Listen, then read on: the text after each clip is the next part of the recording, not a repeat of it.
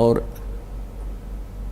हमारा हर तरह से व्यवहार बिगड़ गया, माया ही हमें सब कुछ दिखाई दे रही है। तो इसका कारण ये नकली संत हैं, ये तत्व ज्ञानहीन नीम हकीम जो संत गुरु बने बैठे हैं, ये मंडलेश्वर, ये इसका मुख्य कारण है। क्योंकि इन्होंने सदग्रंथों को समझा नहीं और हमारे को गलत रास्ता दे दिया, और श्रद्धालु गुरुजी के बताए अनुसार सिर धड़की बाजी लगा देता है, क्योंकि वो चाहता है कि मेरा कष्ट निवारण हो, मुझे जो टारगेटेड वस्तु मिले, मेरी उद्देशित वस्तु मिले। यही कारण था कि रावण को उसके नीम हकीम गुरु ने राक्षस बना दिया। रावण ब्राह्मण था और उनके गुरु से उन्होंने सब शिक्षाएं प्राप्त की। उन्होंने गुरुजी के आगे ये इच्छा रखी कि मैं राजा बनना चाहता हूँ और सब सुविधाएं हो मेरे पास। तो रावण के गुरु ने बता दिया कि भगवान शिव, ये तमोगुण शिव, ये सर्वेश्वर है, महेश्वर है, मृत्युंजय है, कालज्ञ है और रिद्धि और सिद्धि के ये दाता हैं। ये आपको बहुत धन दे सकते हैं यदि ये प्रसन्न हो गए तो। और बताया कि वेदों में इसी की महिमा है। वेदों को प्रत्येक प्राणी सत्य मानता है और वेदों के आधार से कोई बताता है कि ये वेदों में ऐसा लिखा है, आप ऐसे कीजिए, तो हम उसको शास्त्र अनुकूल साधना जानकर करते हैं और करनी भी चाहिए। लेकिन वो नीम हकीम गुरु समझ नहीं सके कि वेदों में शिव और शंभु किसके लिए संबोधित है। अब वहाँ वेदों में जो शिव है वो परम अक्षर ब्रह्म की तरफ है, और शंभु का अर्थ भी यही होता है, जो एक शंभु होता है, एक स्वयंभू होता है। स्वयंभू तो परमेश्वर जो कभी जन्म नहीं लेते, वो स्वयंभू हैं, यानी स्वयं ही प्रकट है। और शंभु का अर्थ होता है जो सुखदायी भगवान हो।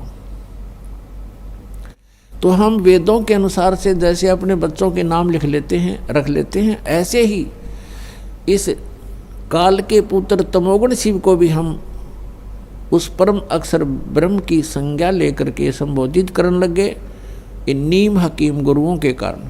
तो रावण को बता दिया गया कि इसकी पूजा करने से और घोर तप करने से ये प्रसन्न होगा। अब जैसा भी गुरुजी ने बताया था, रावण ने सिर धड़की बाजी लगा दी। अपने भगवान शंकर को खुश करने के लिए यहाँ से गर्दन भी चढ़ा दी, यहाँ से काट के अपनी तलवार ऐसे मार के और चढ़ा दिया। तो जैसा कर्म करेगा उतना फल ये अवश्य देते हैं। तो भगवान शिव ने उसको वो शरीर उसका एज इट इज फिर कर दिया। ऐसे 10 बार उसने शीश दिए और 10 ही बार उसको जीवित कर दिया भगवान शिव ने। इतनी शक्ति इन भगवानों में है कि जब तक जीव के सांस हैं और इन परिस्थितियों में यदि कोई उसको ऐसा कुछ होता है तो ये उसको स्वस्थ कर सकते हैं। स्वस्थ का मतलब ये नहीं कि उसके जैसे कर्मदंड के कारण कोई रोग है तो रोग नाश नहीं ये कर सकते, वो भोगना ही पड़ेगा आपको। सिर्फ ये है कि उसके निमित्त उन्होंने ये किया तो वो एज इट इज जैसे उसको जोड़ दिया। जैसे श्री कृष्ण जी और अर्जुन गए थे मोर ध्वज राजा के घर, उनके पुत्र को आरे से चिरवा दिया, मृत्यु होगी, फिर उसको जीवित कर दिया क्योंकि उसके संस्कार थे, अब शेष थे उसके जीवन। लेकिन वही श्री कृष्ण अपने सगे भांजे अभिमन्यु को जीवित नहीं कर सके, जो महाभारत के युद्ध में चक्रव्यूह में मारा गया था। सुभद्रा रो रही थी, श्री कृष्ण रो रहे थे, यानी सुभद्रा श्री कृष्ण की बहन थी, वो जीवित नहीं कर सके क्योंकि अभिमन्यु की आयु इतनी ही थी, उसका प्रारब्ध भी इतना था, इसलिए वो कुछ भी परिवर्तन श्री कृष्ण अर्थात विष्णु नहीं कर सके। श्री कृष्ण यानी विष्णु और शिव और ब्रह्मा ये तीनों एक ही सतर के, एक ही जैसे शक्ति युक्त प्रभु हैं, इनमें कोई अंतर नहीं है, केवल इनके विभाग का अंतर है। जैसे एक तो गृह मंत्री हो, एक सैर सपट्टा मंत्री हो, पर्यटक मंत्री, तो इनके विभागों में अंतर होने से उनकी जो है महिमा में फर्क हो जाता है आम व्यक्ति की दृष्टि में, लेकिन उनकी शक्ति में अंतर नहीं है। पोस्ट एक जैसी ही है।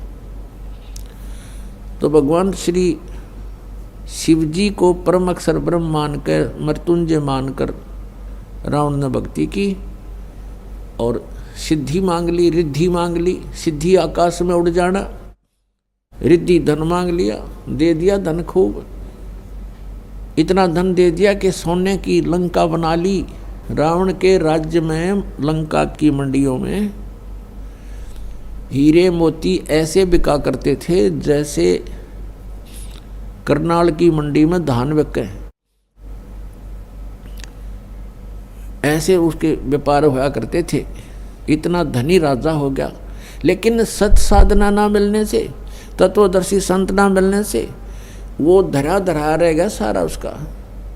वह सोने की लंका भी वहीं रहेगी। उन बांदर ठाए अंडे, उन सोने की डलिया ने बगाओ समुद्र में ठा गए और सह परिवार नष्ट हो गया और नरक में डाल दिया गया। तो पुण्यात्माओं, जब तक हमें तत्वदर्शी संत नहीं मिलेंगे, हम इस मनुष्य जीवन को सफल नहीं कर सकते। तो जब हम इधर उधर जाते हैं तो वो संत हमें पहले तो कुछ क्रियाएं बताते हैं, फिर लास्ट में फाइनल कर देते हैं कि तुम्हारे कर्म का दंड तुम्हें भोगना ही पड़ेगा। अब हम परमात्मा की भक्ति किस उद्देश्य से करते हैं?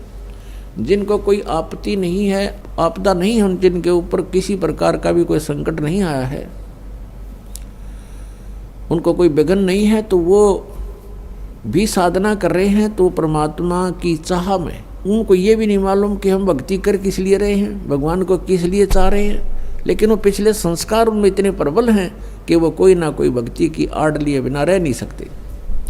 जिनके ऊपर संकट हैं वो संकट निवारण के लिए ही परमात्मा की भक्ति करें। और भक्ति क्यों कर रहे हैं? क्योंकि संकट हमारे ऊपर ना आवे। और जो जिनके ऊपर वर्तमान में कोई आपत्ति नहीं है, तो वो भी भगवान से यही दुआ मांगते हैं कि हमारे जीवन में और कोई भी आपदा ना आवे, हम सुखी रहें। लेकिन जिन भगवानों की हम भक्ति कर रहे हैं वो हमारे प्रारब्ध में कोई परिवर्तन नहीं कर सकते, और प्रारब्ध में परिवर्तन हुए बिना हम सुखी नहीं हो सकते। जैसा कर्म किया है वैसा ही भोगना पड़ा, तो हम फिर सुखी कैसे होंगे? किसी के प्रारब्ध में यानी किस्मत में लिखा है भाई जान जानी है, मृत्यु होगी इस उम्र में, तो हो ही गई। फिर बताओ फिर क्या फायदा उस भक्ति का?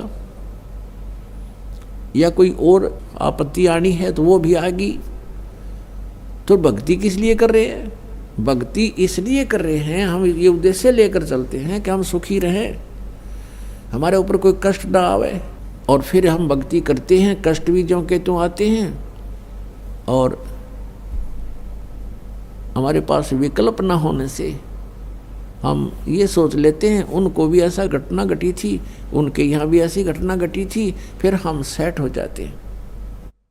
इन दुखों को हम दुख को ही सुख में आप बदलने की चेष्टा करते हैं। जैसे किसी व्यक्ति का 3 पुत्र थे और उसके एक की मृत्यु होगी। अब बड़ा कष्ट में था, सारा परिवार रो रहा था। उनको सांत्वना देने के लिए सभी आसपास के रिश्तेदार, कुल के लोग आते हैं। तो उनमें से एक ऐसा व्यक्ति भी वहाँ पहुँच गया कि जिसके एक ही पुत्र था और उसी की मृत्यु होगी थी। तो सभी ने ये कहा कि देखो इस बेचारे का एक ही पुत्र था और उसी की मृत्यु होगी, अब ये भी तो जी रहा है। तो जिसके 3 पुत्रों में से एक ही मृत्यु हुई थी, उसने राहत की सांस ली और खुश हो गया, हल्का बोझ हो गया। किस कारण से? कि चोखा है भगवान, मेरे 2 तो बच गए, एक का मरा है और इसके बेचारे का एक ही था, वो ही मर गया। इसी से हल्का बोझ मान लिया। अब क्या फर्क पड़ गया उसको? अब तुलनात्मक तरीके से कि इससे तो मैं सुखी हूं, ऐसे हम इस झूठे सुख को सुख मान रहे हैं। तो पुण्यात्माओं, यहां कोई विकल्प भी नहीं है।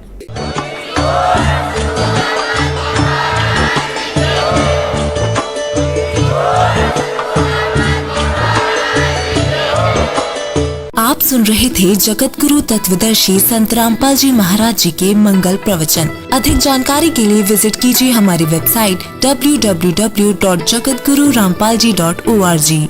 संत रामपाल जी महाराज जी के शुभ आशीर्वाद से पूरे विश्व भर में 500 से भी ज्यादा नाम दीक्षा केंद्र हैं, जिन पर संत रामपाल जी महाराज जी द्वारा ऑनलाइन निशुल्क नाम दीक्षा दी जा रही है। अपने नजदीकी नाम दीक्षा केंद्र का पता करने के लिए संपर्क करें 8222880541।